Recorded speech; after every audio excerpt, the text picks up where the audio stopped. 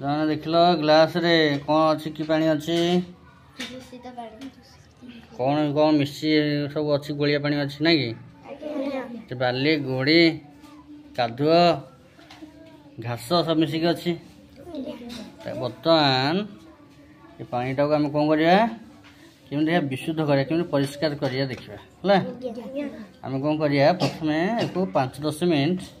मैं पूरा स्थिर भाव में रखिदबा हला देख पिला माने पानी तल जो देख तले कादुआ ये सब बसी गलानी है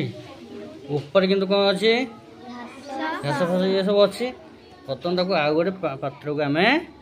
ढालिया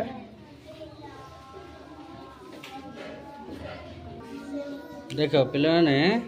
छांकी साइला परे परिष्कार पानी आम पाइगले ग्लास रे परिष्कार पानी पाइगले नहीं आ तले बसता पानी ये ग्लास रे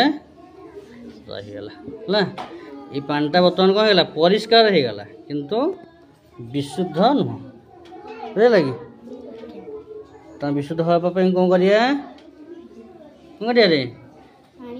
फुटे दबा नहीं फुटे दबा नहने ब्लीचिंग पाउडर हो क्लोरीन हो पकड़े विशुद्धित